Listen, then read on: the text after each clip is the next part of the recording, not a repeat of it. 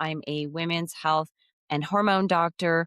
And for 20 years, I have been working with and helping women in the perimenopause and menopausal years and prescribing hormone replacement therapy in those 20 years. So I've seen quite a bit. So today I want to zoom in and dive in a little bit deeper into hormone replacement therapy, what it is it for you, and how it relates to your complete health and well-being. I recently did a video about a year ago on the different advantages or benefits of hormone replacement therapy that are not as common or aren't as commonly spoken about in patient appointments. And certainly, I don't think they're spoken about in social media near enough. So, a lot of questions came up about hormone replacement therapy, not just about addressing the less common symptoms, but in general. So, I thought today's video would be really on what hormone replacement therapy is really designed for and how it's not the only treatment in the grand scheme of your entire body and your entire health. I think a lot of you already know that, but I really want to emphasize that in today's video. So, if you think about hormone replacement therapy as one spoke of a wheel, like an entire wheel, it's just one spoke. It's one aspect of your health for perimenopause and menopause. And perimenopause and menopause is going to vary for each woman. Of course, menopause is when your period completely stops for 12 months and beyond and it's not returning. Perimenopause is a little bit more of a grayer area because it can last from a few years. It can start in your late 30s. It can start in your 40s. Some of my patients I've treated over the years stop having a period at 40, 42, 43, and other women are mid 50s and beyond. So perimenopause is typically when your hormone levels are fluctuating and dropping, and you often have symptoms, but a lot of times you don't know you have symptoms, but biologically, your body is in perimenopause preparing for that period to finally stop. When it comes to hormone replacement therapy can be incredibly life changing, very profound at positively influencing your health, but it's not the only thing. And I've seen it work incredibly well for a lot of women, and I've seen it cause terrible side effects. And it really depends on so many other factors, and we'll get to that today. So, when it comes to hormone replacement therapy, it's just one tool, it's one therapeutic advantageous tool. And it really comes down to your body, your biology, your medical history, family history, your current symptoms, your lifestyle. So, in the right dose for you, for your body, it can really improve the quality of your health and therefore improve the quality of your life. So, it really is just one tool in addition to all the other aspects of your health. And that's really important to keep in mind that it may not be right for you, or certain dosages may not be right for you based on what you read, based on what your friend is taking, your sister, based on what your mother went through. It really is an individual type of treatment. And that's kind of the underlying foundational theme of this. So, when it comes to hormones, hormones don't just work independently. When I'm talking about hormones, not just hormone replacement therapy that you're getting externally or exogenously or in supplemental form outside of your body, compared to endogenously, which is what you make in your body internally from your ovaries or your adrenal glands in some cases. Hormones work in concert, in harmony with all of your other body systems, your brain, your gut, your muscles, your respiratory system, your endocrine system, which is all of your hormones, your insulin, glucagon. So it's really part of this entire orchestra, so to speak. It's really about not just evaluating your estrogen, progesterone, testosterone, DHEA, but also thyroid hormone and your glucose levels and lifestyle factors and all the other things that make up your health and your complete life. So hormones are really under that endocrine system as part of all your body systems. So there's so much more involved here, and every body system collectively and individually will affect your hormones. your reproductive hormones, and your reproductive hormones will affect each organ as well as each body system throughout your body. When it comes to hormone replacement therapy, it's really about all the different pillars that really make up your health. As I just mentioned, either positively or adversely can affect your hormone levels. So things like the quality of the foods that you're putting into your body, the number of calories, and not so much counting calories, but the amount of energy that you're taking in versus the amount of energy that you are expending or burning, which would be physical movement, just the your amount of energy that you're burning. That's your basal metabolic rate, which is when you're at rest, but also when you're exercising, when you're moving your body specifically for exercise, but even just existing, your body has a certain basal metabolic rate. And that can be influenced through so many different activities and things that you do in your body. So you've got your diet, your exercise, you've got your sleep, you've got your mood, your mental health, your emotional health,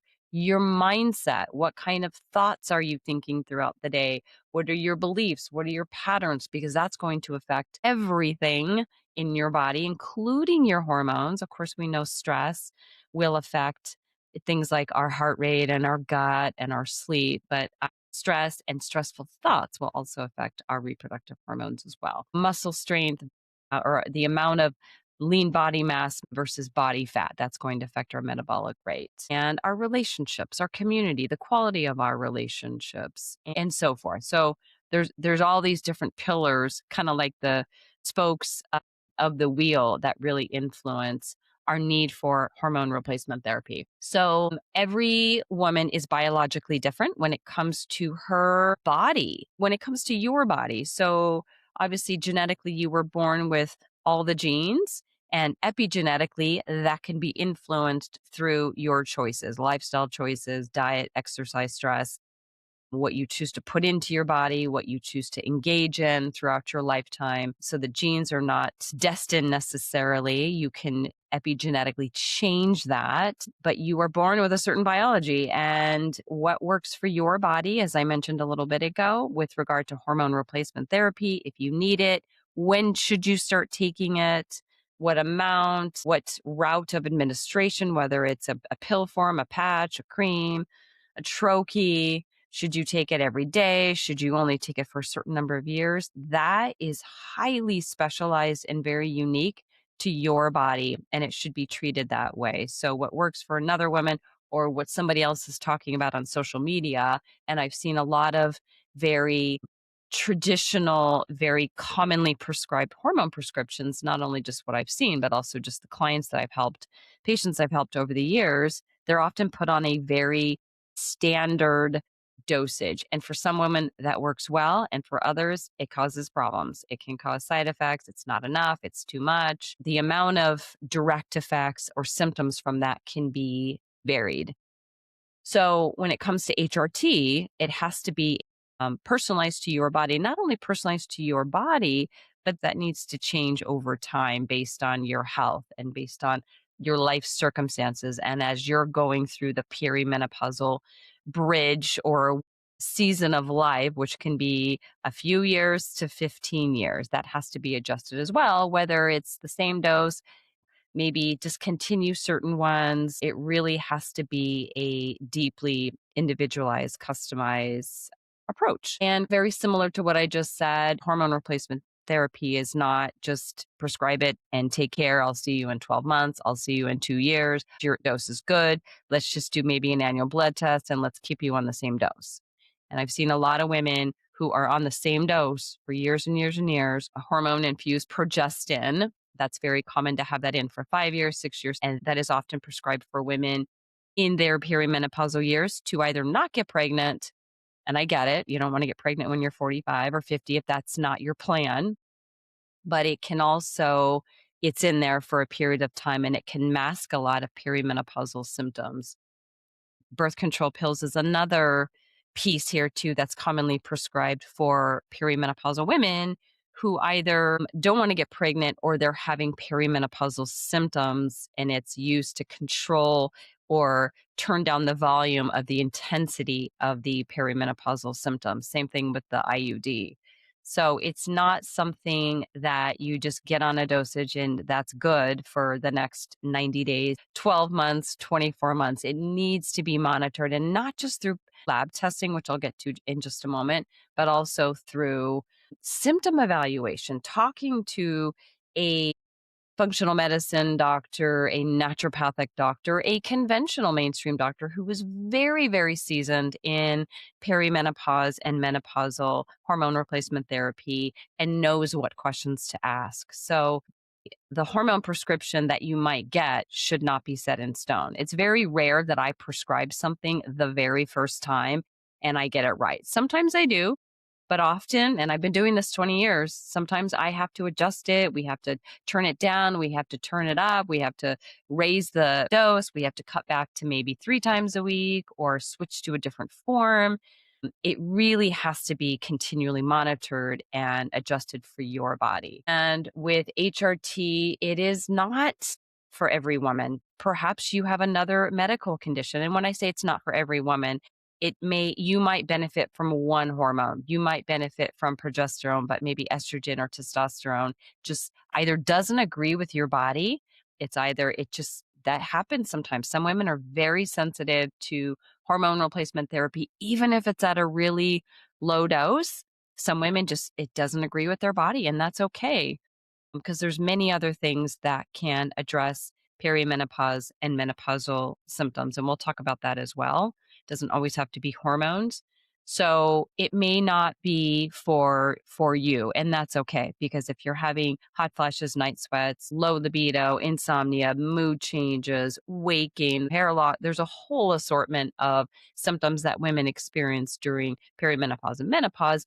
Other things might come into play. Other things might be therapeutic and incredibly helpful for you that don't involve hormone replacement therapy. It's really about working with somebody that knows what other treatments are out there that can support you. And it's not always taking more supplements or taking more pills. Sometimes it's lifestyle changes, things that your diet, your exercise, your movement, your stress alleviation or stress relief or stress transformation that needs to be addressed as well.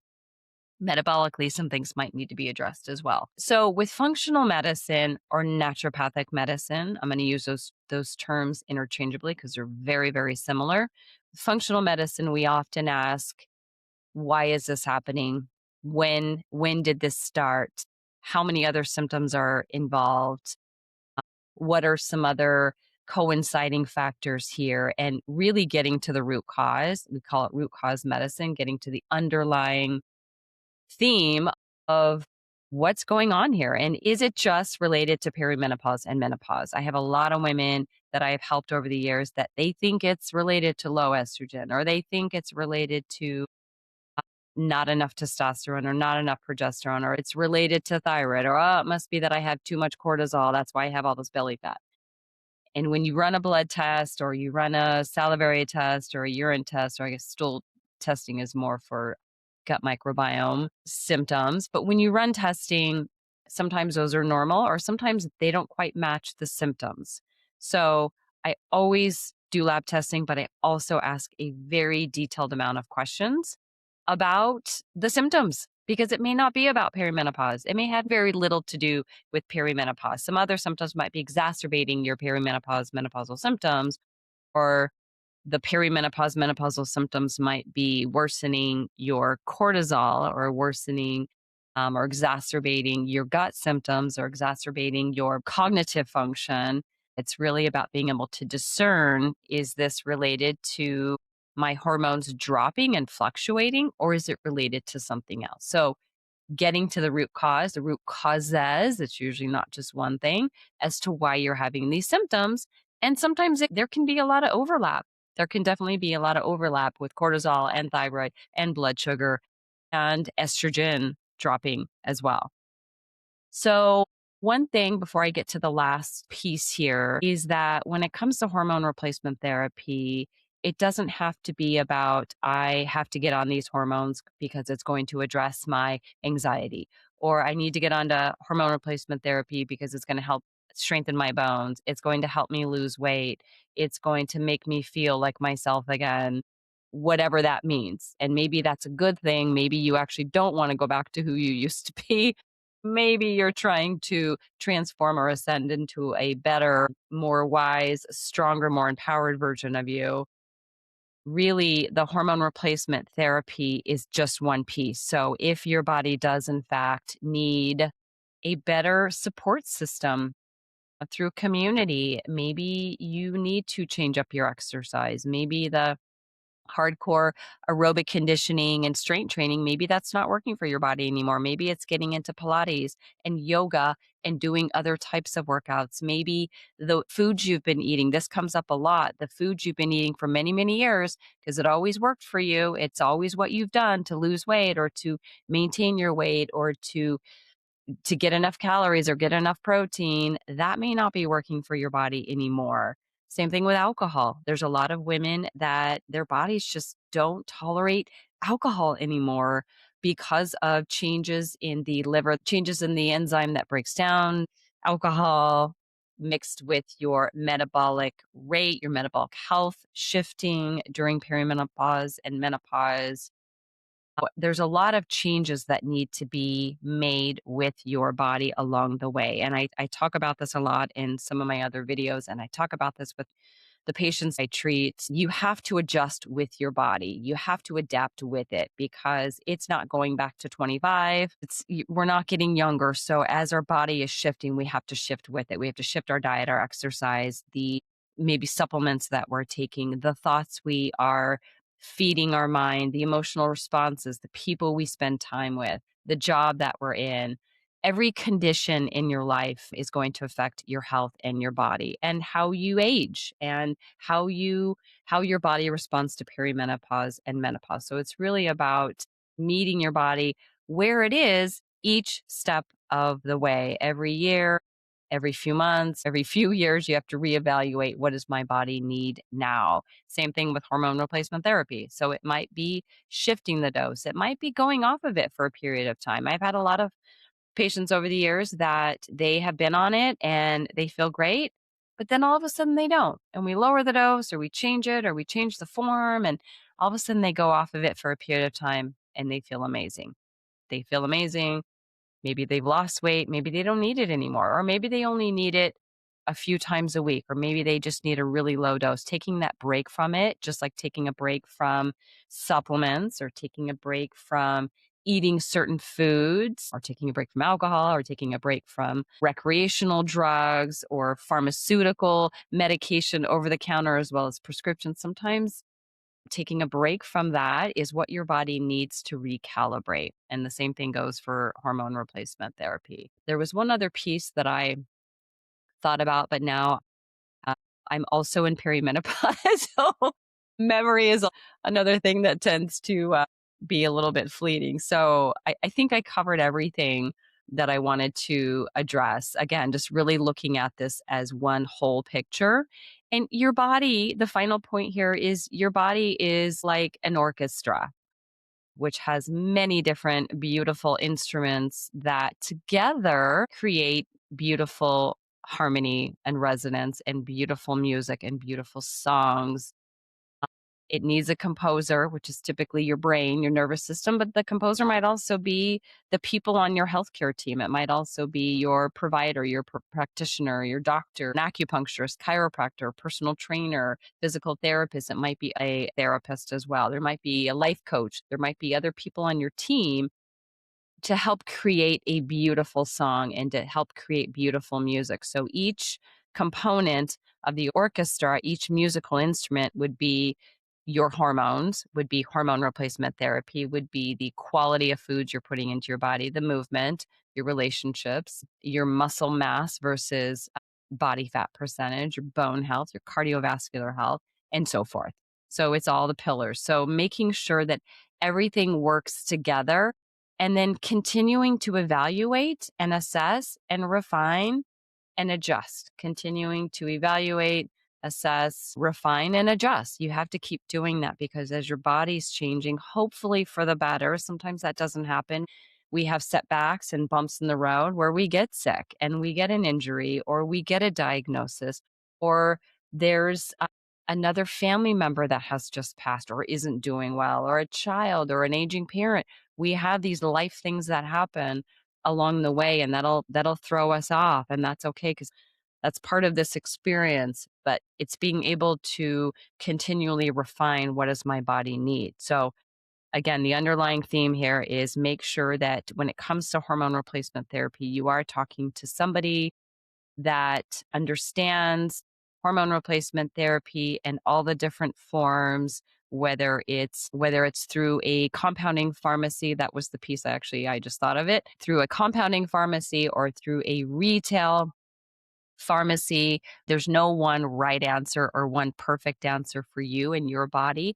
It's about finding the one that works for you today, your current symptoms, and the next 30 days, 60 days, 90 days, 6 months, because that may change in a period of time and it's supposed to. So it's meeting your body where it's at. And again, getting the guidance and support for hormone replacement therapy.